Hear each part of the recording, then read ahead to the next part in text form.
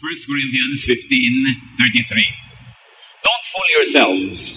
Bad friends will destroy you. Ang ating pag-aaral, pinamagatan natin, who the wise avoids. Sino ang iniiwasan ng mga matatalino, marurunong? Dear God, we thank you that you are knowledgeable, that you are wise, and we can partake of your wisdom. Pagliwanagin niyo po ang aming isip, turuan kami, kasi sandaling ito kami po inyong pakalinisin, maging karapat-dapat tumanggap na inyong pagtuturo, pagtutuwid, pag-akay, pagpapalakas at pagpapagaling. Be our preacher, be our teacher. Speak to your people, O God. Use your servant only as your instrument. Set people free, heal people, empower people.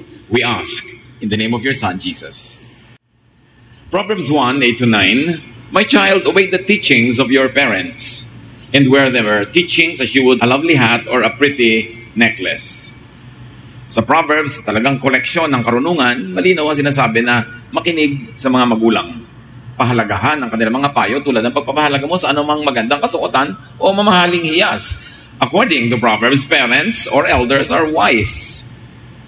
And therefore, they are good friends. Well, at least 99% of the time, bihira naman yung parents who are not wise or wiser than their children or who would really intentionally harm their children. Although, paminsan-minsan, nagkakaroon ng ganong aberration or abnormality, but it is an abnormality. Generally, parents could be trusted and should be heard and listened to. Proverbs teaches us, value and live by the teachings of people who are experienced. Pag sinabing parents, it goes na mas matanda kaysa doon sa kausap, ibig sabihin lang experience. Lalo nung araw na ang karunungan associated with experience. Kailangan ma-experience mo para matutunan kasi wala pa naman na sobrang maraming available knowledge from the bookshelf or from institutions or from the internet like today. So experience is still very, very precious even now because people can actually only be more informed, but it doesn't mean that they become wiser. It takes a lot of time, it takes experience, trial and error to really be wise. So value and live by the teachings of people who are experienced. Sino sa paligid ninyo ang mga tao ang more experienced than you are in various fields of interest?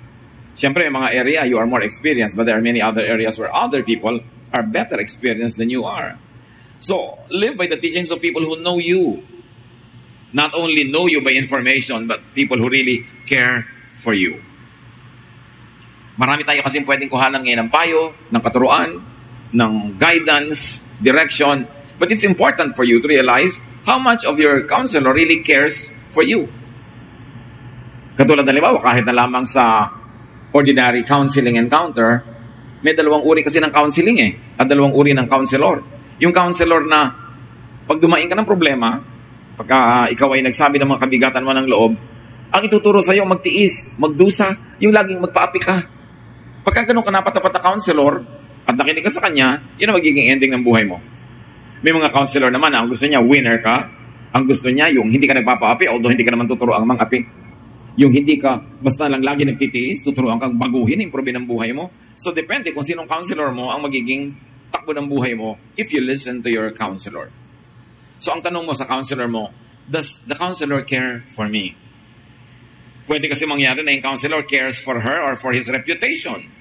Lalo pag pupunta ka sa religious or spiritual counselor, maraming counselor na ang kanilang image, ang una nilang inuuna na pahalagahan. Nasabihin nila, baka pag tinuruan ko tong taong to na mag-enjoy sa buhay, pag tinuruan ko siya na makalaya, pag tinuruan ko siya na paluwagin ang buhay niya, magmukha akong liberal, magmukha akong konsentidor, magmukha akong masama. So, tuturuan ko na lang siya nung kadalasang itinuturo. Magtiis ka, magtiyaga ka, magtimpi ka, para safe ako. Hindi ako malalagay sa alanganin na mukhang liberal ako. Pero ang totoo, tinulungan ko ba yung counseling? O in-improve ko lang ang aking self-image and image in front of people? Because a real counselor that you should listen to is the one who cares for you. Yung hindi ka laging ipapatalo. Yung hindi ka lagi na lamang isasakripisyo. Kasi may mga ganon.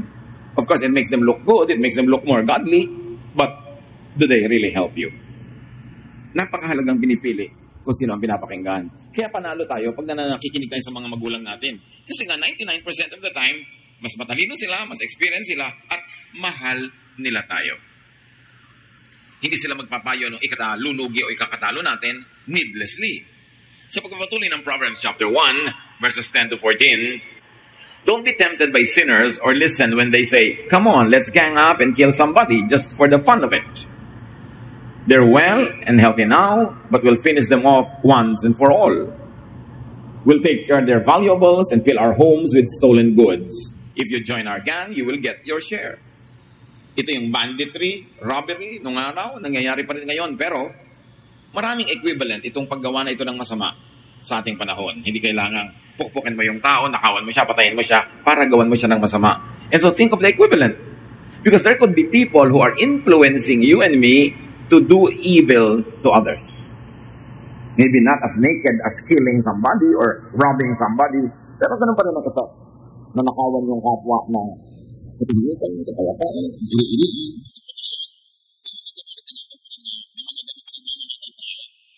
Suriin natin kung yung pinagpakinggan natin, doon tayo dinadala sa pagsira sa kapwa.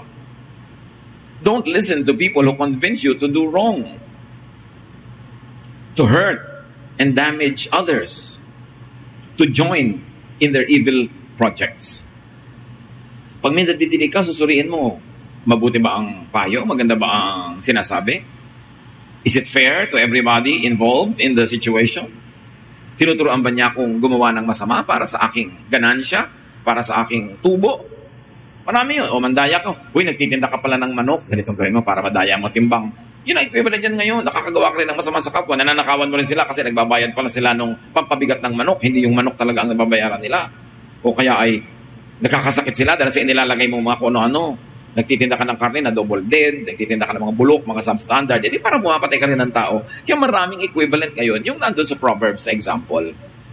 At ang tatanungin mo, itong nagbibigay sa akin ng payo, dinadala ba niya ako sa landas na gagawa ko na masama? Proverbs 1:15-18, don't follow anyone like that or do what they do. They're in a big hurry to commit some crime, perhaps even murder. They are like a bird that sees the bait but ignores the trap. They gang up to murder someone, but they are the victims. Bihira na siguro sa atin ngayon ang nakakakita ng mga ibon na sinisilo, hinuhuli sa pamamagitan ng kung ano-ano mga traps. Pero imagine niyo, lalo nung panahon na sinusulat itong Proverbs, usong-uso yung maglalagay ka ng mga trap para sa ibon para mahuli mo siya at ang maluto mo siya. Kahit sa ating national dance ng araw na tinikling, pidalitan na yata ngayon yung national dance, it is about traps in the rice fields, mga kawayan, na pag nagkamali yung tickling bird ng tapak, sasara, may iipit ang paan nila, makakain sila, mahuhuli sila. Sabi, ganyan daw yung mga gumagawa ng masama. Gumagawa sila ng mga traps. At ang mga ibon, o kaya yung mouse, na nakatingin siya dun sa inilagay mong trap, ang tinitingnan lang niya yung premyo. Ang tinitingnan niya yung mapapala niya, yung ganansya niya. Kaya nabubulag siya sa panganib. Again, maraming equivalent dyan sa buhay. Pag tayo ay naakit ng premyo ng isang bagay na masama, nabubulag tayo dun sa bayad. Nabubulag tayo dun sa panganib at dun sa magiging resulta sa ating spiritual life. Kaya sabi, huwag ka lang doon tumingin sa bait, doon sa pain, kundi tingnan mo yung buong setup. Uy, may pain dito. Pero pagka dinakot ko to, pag kinuha ko to, makukulong ako. Magdurusa ako. Maaring ikamatay ko to. In some islands in the Pacific, may mga unggoy na pag nahawakan na nila isang bagay, hindi nila bibitawan, magkamatayan na. So para sila mahuli ng mga tao sa islands, gumagawa sila ng trap. At ano yung trap? Yung mga bao ng nyog. Buong buo yung bao, bubutasan nila ng konti, tapos lalagyan nila sa loob yung nyog ng bato. Batong makintab, batong makinis, itim o puting bato, anumang bato. Kasi pag nasilip niya ng unggoy, isusilip niya yung kamay niya sa loob at bubuhanin niya yung bato. Eh yung nyog, nakatali yun, hindi mo pwedeng dalhin. Akala mo pwede mong dalhin, pero mayroong paraan na itinali yun sa isang lugar. So si unggoy, pag ipinasok niya yung kamay niya at nahawakan na niya yung bato sa loob, hindi na niya yung bibitawan. At dahil ayaw niyang bitawan, hindi niya mahuhugot ang kanyang kamao kasi maliit lang ang butas. Matatrap siya, mahuhuli na siya. Samantalang kung bibitawan niya yung bato, luluwag yung kanyang kamay, liliit. Pag hinugot niya sa butas, makakawala siya uli. Ano kaya ang batong hawak niyo ngayon na ayaw niyong bitaw-bitawan, kaya tuloy hindi kayo makawala, hindi kayo makalaya? Ano man yun? Bisyo ba yun? Yung bato na yun? Pleasure ba yun? Ano kaya yun? Meron ba tayo, to begin with, na hawak na bato, na dahil sa pagkakahawak mo tayong bitawan, napapahamak ka na. Sari-sari na ang nangyayari sa iyong mga damage, ayaw mo pa rin mag-give up. Yun, unggoy. Ikaw naman tao, dapat naman mas matalino tayo. Di ba? Nalalaman natin, trap ito. The rewards of wrongdoing are just baits in the trap. Yung parang gantimpala, saya, ganansya, pain lang yun. Hindi totoo na meron ka mapapala pagka yun ay kinuha mo. Kaya kailangan mapanuri. Kaya yung merong parang pain, yung wow, ang laki ng kikitain mo, katulad dun sa mga na 1, 2, 3, sa mga scam, kasi may pain. Kung magbibigay ka ng ganitong check, 2,000, after a week, magiging 3,000. Wow, kumita ka ng 1,000 in 1 week. So sa susunod na linggo, may pain siyempre 1,000. Sa susunod, dadagdagan mo na yun, 5,000 na yung ilalagay mo para sa susunod na linggo. Maaaring 7,000, 8,000 na yung iuwi mo. May pain. Palaki ng palaki. Hanggang bigla, pagbalik mo na sa office, tumakbo na sila. Wala na. Kaya ang tawag na fly by night. They fly during the night. Kasi iyak-iyak ka na wala yung pera ko. Kasi nasilaw ka sa pain. So yung mga kamag-anak mo, mga kaibigan mo, hindi malaman kung maaawa sa'yo o papagalitan ka. Dahil, if it's so good to be true, it's very probably not true. Pag sobrang matamis ang pangako, sobrang ganda ng ibibigay sa'yo, kung duda ka. Kasi sa totoong buhay, hindi ganun kadali ang mga bagay. Pag sa parang sobrang dali, magduda ka, pain yun. Those that are blinded by the bait, by the prospect of gain, become the victims. Kaya ngayon nga nabibiktima ng scam, hindi mo malaman kung maaawa ka o papagalitan mo dahil ano ba, ang linaw-linaw niyan, bakit ka nabulag? Kasi nakakabulag talaga pag ang tiningnan mo yung benefit. Proverbs 1:19, the wealth you get from crime robs you of your life.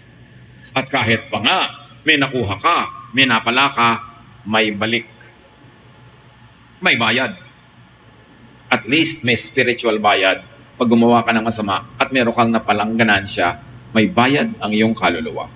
Dishonest and evil gain is no gain at all.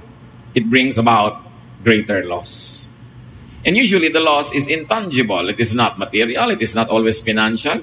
Pero sometimes loss of sleep, loss of peace of mind, loss of friends, for instance. Maraming losses. Kaya dapat marunong tayong tumimbang. Hindi laging mas mabigat ang pera. May pera nga, nawalan ka naman ng kaibigan na mahalaga sa buhay mo, nawalan ka ng kamag-anak, nawalan ka ng pamilya. Gaano kabigat ang pera para itumbas sa tao? Dapat nating naikat. Tsaka po, gaano katimbang ang pera para itumbas mo sa usig ng budhi? Para sa kawalan ng kapayapaan at katiwasayan, it's too much to pay for material things. Proverbs 13:20, wise friends make you wise, but you hurt yourself by going around with fools. Kaya suriin kung sino ating mga madalas kasama, ang ating mga kabarkada, ang ating mga kaibigan, ang ating mga business partners. Kasi ang laki ng influence nila sa iyong buhay kung mapapabuti o mapapasama ka. And very especially, choose who you listen to. Piliin kung kanino makikinig sa negosyo, sa love life, sa practical life, kanino nakikinig. Even in religiosity. Because able preachers could speak based on verses of the Bible, what they want to say, what they believe in, and what they want to promote. Kaya may mga preachers na tuturuan kang laging maghirap, magdusa, magtiis, may version na ilalabas. May preachers din naman na tuturuan ka na kung paano ang buhay ay ima-maximize mo, tulad ng ituturo ni Solomon, paano ka mag-enjoy nang hindi ka gumagawa ng masama, may verse din silang ilalabas. Kasi very interestingly, the Bible gives people a lot of choices. The Bible really gives people so much room to maneuver in. Kaya kung very conservative ang preacher, conservative ang preaching, conservative siyempre ang effect. Pero kung very progressive, halimbawa yung preacher, progressive yung approach, progressive din ang effect. Kaya the same Bible, the same God, the same Jesus, iba-iba ang lifestyle ng mga Kristiyano, depende kung kanino sila nakikinig. Napakalaking factor yung pagpili mo, kanino ka nakikinig. Kasi syempre, from the printed word, you have to go through scholarship. You will have to go to reading, understanding, then interpretation, then application. Ang laki na ng personal factor ng teacher doon. Kaya may makikita ka mga Christians na sobrang progressive, sobrang modern ang approach, merong sobrang conservative, pero the same God, the same Bible. Kasi iba-iba yung preacher nila pinapakinggan. So, anong gusto mo mangyari sa buhay mo? Gusto ba halimbawa hindi ka magpagupit, yung hanggang lupa ang buhok mo? Eh di makinig ka sa preacher na yun ang itinuturo. Kasi meron din verse nun. Gusto mo wala ka na halos makain, bawal lahat? Eh di sumunod ka doon sa preacher na yun na hindi pina-emphasize. Kasi ang dami din ka ng verses. Pero may verses din ang nagsasabi that, tulad ng sinasabi ni Jesus, you are free to eat anything because food does not make you spiritually dirty. So kanino ka nakikinig? Yun ang mangyayari sa buhay mo. Importanteng pinipili talaga.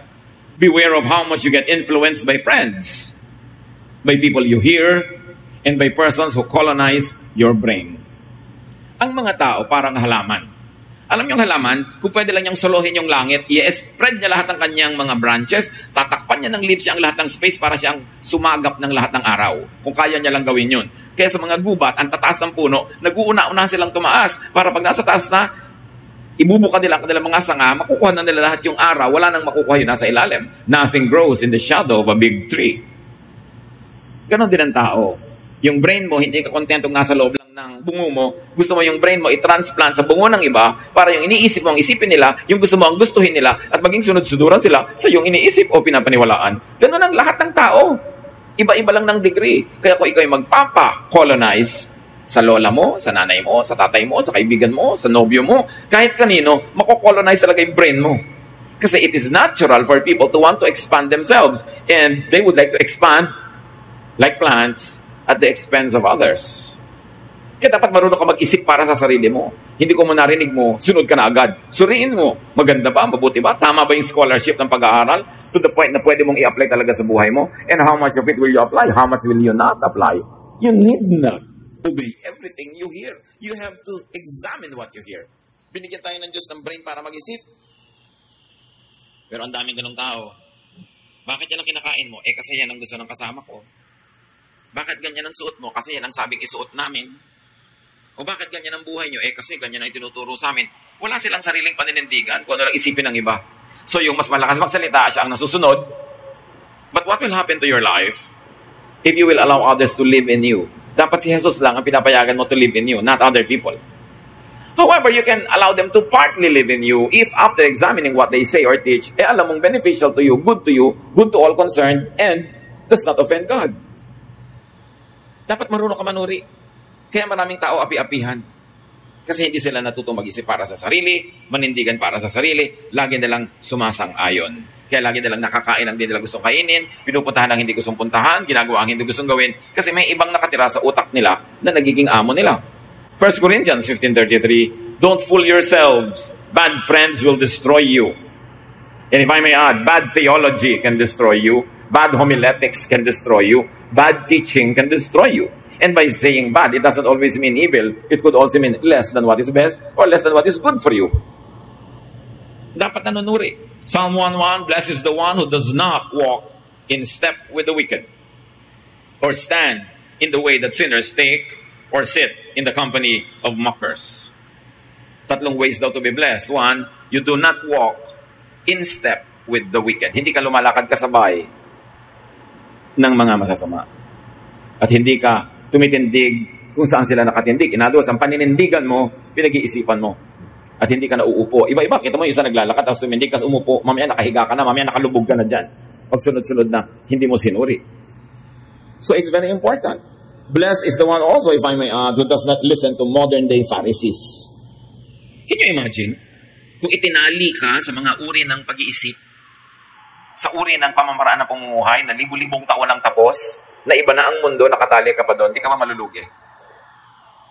Merong mga magandang sundan kasi up to now effective, pero maraming hindi na. Para namang walang nagbago sa planeta, kung parang wala kang babaguhin sa style ng buhay mo, kinokopya mo yung mga tao nakatira pa noong araw sa kuweba, mga tribu-tribu pa lang na maliliit, hindi pa cosmopolitan life, tapos sila ang gagawin mong model, eh di nalugi ka. Kanya-kanya-kanyang kalugihan, depende kung saan ka sumusunod. Proverbs 14:7, stay away from fools or you won't learn a thing. Stay away from the uninformed, the underinformed, and the ignorant, because they will lead you astray. So tinitingnan mo, qualified ba ang taong ito para pakinggan ko? Paano ba siya uri mag-isip, manuri, mag-aral? O kung ano lang lumalabas sa guni-guni niya, ituturo na lang niya bigla. Ang apektado yung sumusunod sa kanya.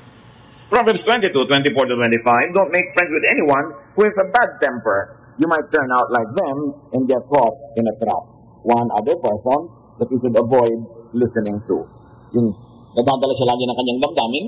Siyempre, paminsan-minsan, may damdamin ko talaga yung nangibaba. Pero paminsan-minsan, Pero may taong laging bad-tempered na lang nila umiiral. Huwag sumama, huwag sumunod, kasi kasama kang mapapahamak.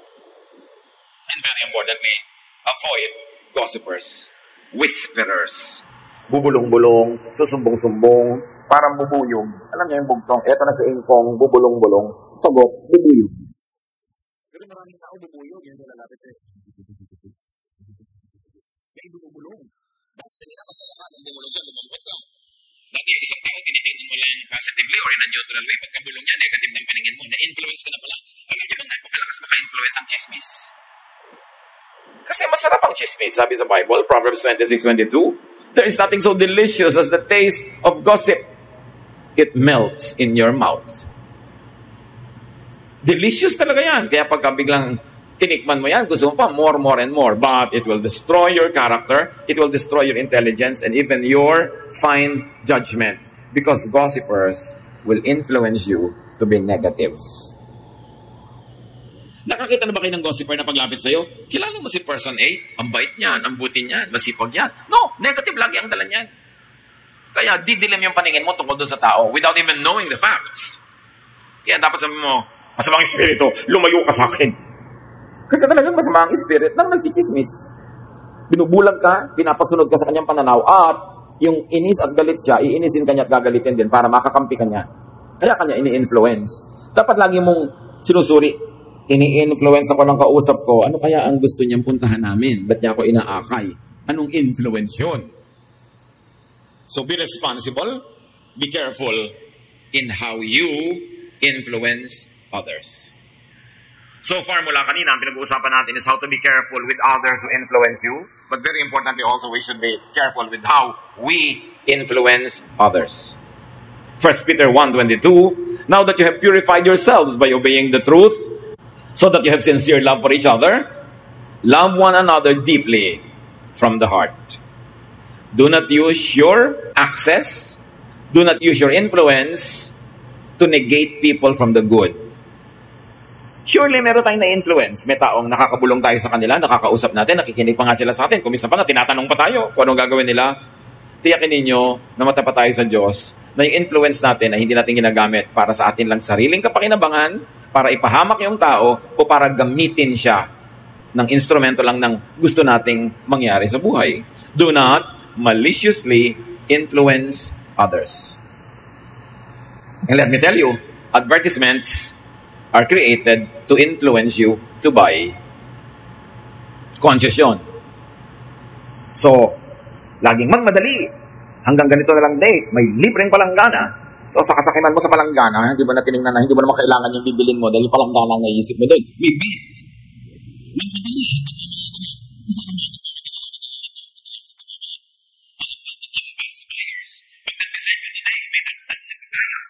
Sa yung papaya ang naisip mo, yung bibili mo for 10,000. Tapos papaya yung nakabulag sa'yo. Maraming ganon.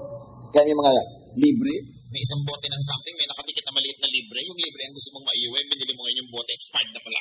Kaya may kasamang libre. Kasi kung ang ganda-ganda ng product, hindi pa siya mag-expire, bakit dadagdagan pa para bilhin mo lang? Magduda ka, may pain ha? May bait. Sometimes naman, maganda yung pain at total, gagamitin mo na bukas. Ano kung mag-expire sa makalawa? Pero kung hindi pa, baka lugi ka. Dapat tuwing merong pain, mag-isip ka. Lagi ka mag-isip. Lalo't may deadline na sino man ang mag-decide na bibili ngayong araw ding ito. Kasi mabubulag ka eh. So, nung araw, pag-graduate sa high school, we took aptitude tests.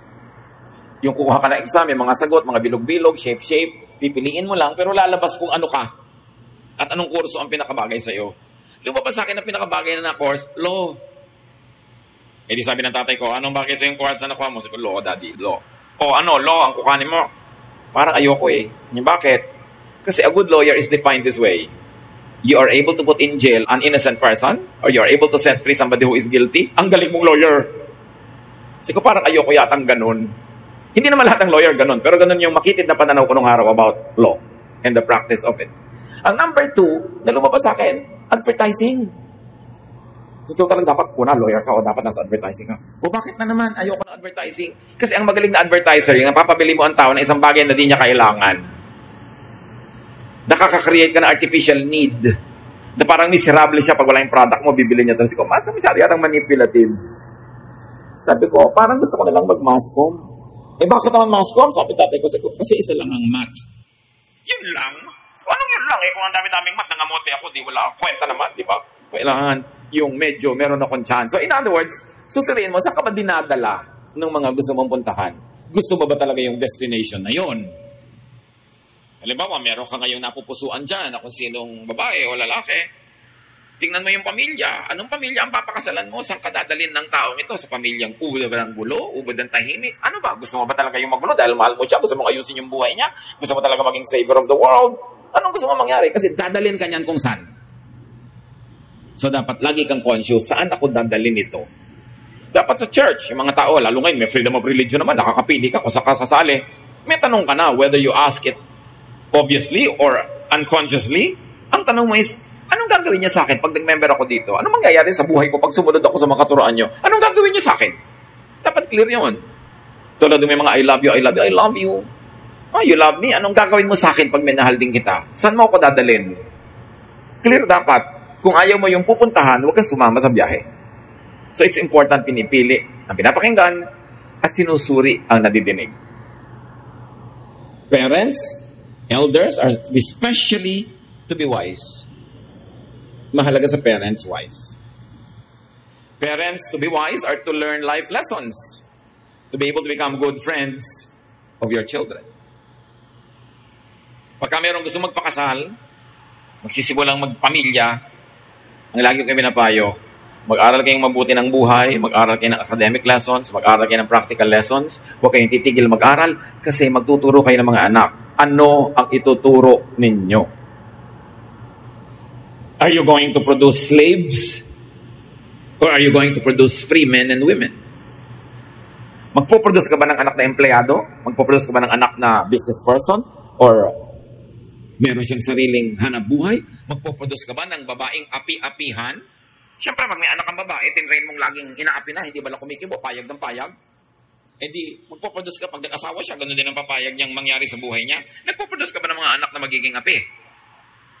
Yung mga inaapi na, hindi marunong kumibo, hindi marunong mga tuwiran. Paano nangyayari yon? Eh kung hindi mo pinapayagan ng anak mo mga tuwiran, hindi mo pinapayagang hindi mag-agree with you, eh di kinreate mo siyang robot.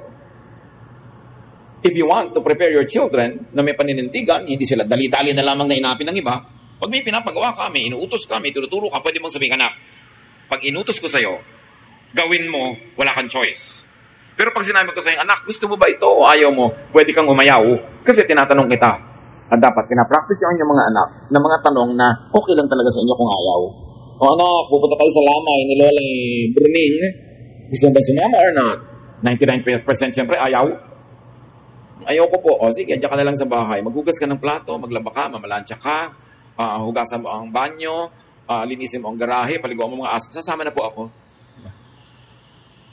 O kaya, magbigay ka ng mga option na talagang okay lang sa'yo na no. You've got to practice the children to be able to say no, even to you. Sasabihin lang, pwede kang mag-no sa akin, anak. Pwede kang mga tuwiran. Pwede kang hindi sumangayon. Basta polite. Polite. Magulang mo ko, hindi tayo magkaibigan, hindi tayo magkabarkada. Polite. At patapos mo mga tuwiran, sinabi ko pa rin, ito pa rin ang gagawin. Susunod ka, dala na kita. Pero bibigyan kita lagi ng way to express yourself. And I can even change my mind when you're able to convince me. Pag nagpalaki kayo ng anak, hindi sila basta-basta mga pinangkapwa. Alam niyo kung bakit maraming Pilipinong naapi, lalo nagtatrabaho abroad, namamasukan? Kasi inapi natin sila sa mga sarili nating bahay. Tinrain natin sila maging api-apihan, magtiis, huwag kumibo, huwag na lang sasalungat, laging sumang-ayon, laging maging yes man. Kasi gusto natin convenient ang buhay natin bilang magulang, bilang ate, bilang kuya. Pero what kind of people are we producing? If you really care for children, you will teach them to disagree. In a nice way. But to disagree, it's fine. They can have their own opinion. It's fine. Pero kung yung opinion nila is limited by their knowledge because they are young, you can correct them. And when you have to use authority, then use it. Only sparingly. Most of the time, reason should prevail. Lahat ng nakikita kong sobrang inaapi ng mga employer, ng mga kapwa, ng kung sino-sino, lumaki sa mga tahanang hindi sila tinuruang mga tuwiran kasi bawal sumagot. Okay lang sumagot, basta polite. At matapos kayo mag-usap, when a decision has to be made, it should still be the parent who's the authoritative person to make the final decision. But even parents should be able to change their minds, if only to encourage your children na mga twiran. Laging polite, but it's alright. Binigyan tayo ng Diyos ng utak. You should prepare the children to become responsible adults and adults that respect themselves and will teach others to respect them too. Hindi yung para sila mga tau-tauhan. So it's important. Learn life lessons. Teach children to be able to say no. You know, only strong people can say no. 99% of the time, people will say yes kahit ayaw. Halika na, samahan mo ko. O, sige na nga. O, punta tayo doon. O, sige na. Pero, kakainis naman, iyayap ako. Pero ano, mabubuhay ka laging gano'n ang ginagawa mo, ayaw mo? Kailangan may paninindigan. Proverbs 22:6, teach your children right from wrong. And when they are grown, they will still do right. So, ang pagtuturo sa formative years, then, nababawasan, nakukuntian habang lumalaki yung mga bata para marunong din sila mag-experiment at give them a chance to commit mistakes. Basta hindi fatal, hindi malaki ang damage, matututo sila. Doon, matututo ka na habang bata. Pag naturuan mo ng mabuti, kahit lumaki na yan, automatic na mga gagawin nila kasi nakaprogram na sa kanilang pagkatao kung ano yung tama at kung ano ang mali. So make sure, if you are going to teach children right from wrong, that you know right from wrong. Ang laking pananagutan na maging magulang, hindi lang yung biologically, nanganak ka, magulang ka na. Kasi magpapalaki ka ng tao. Madaling maging tao, mahirap magpakatao, sabi ng matatanda. So, ang tuturo natin sa mga bata, magpakatao, maging isang kompletong human being. But you cannot give what you do not have. Kaya duty ng mga nagiging magulang, ano man ang edad nila, na patuloy na mag-aral para may maituro silang mabuti sa kanilang mga anak. Ecclesiastes 7:25, as a leader, as a parent, as an elder, gayahin si Solomon. Nung binigyan ng Panginoon ng duty to become king, hiningi niya wisdom para ikabuti ng mga tao ang kanyang pangunguna. Kasi kung siya imangmang, hindi napahamak lahat ng sumusunod sa kanya. Ecclesiastes 7:25, so, I decided to learn everything I could and become wise enough to discover what life is all about.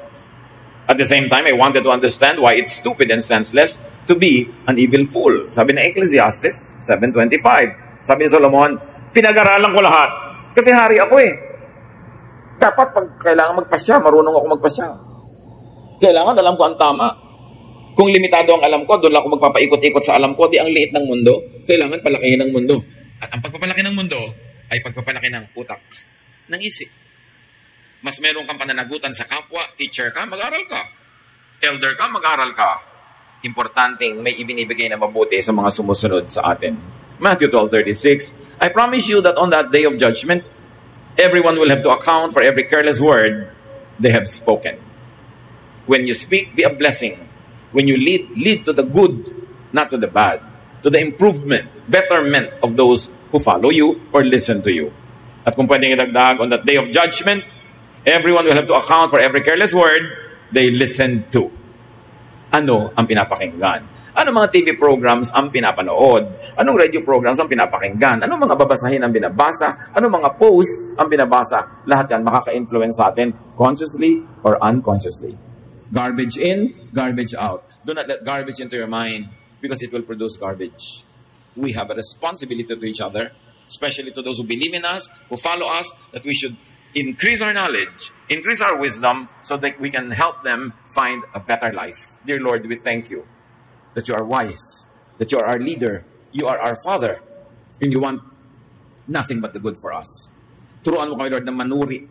Kung kami nakikinig, akala namin kayo ang may sabi, manuri kami, consistent ba ito sa inyong character? Will you, our loving God, really teach this or make us obey something like this? Teach us, Lord, to examine what we hear. Mga nadidinig namin, nakaka-influensya sa aming buhay, at turuan mo rin po kaming suriin ang aming sarili kung kami ay good or bad influence sa aming kapwa. Pagbulay-bulayan natin ito, ano ang kahulugan nito sa ating buhay? Manahimik ang lahat sa presensya ng ating Panginoon.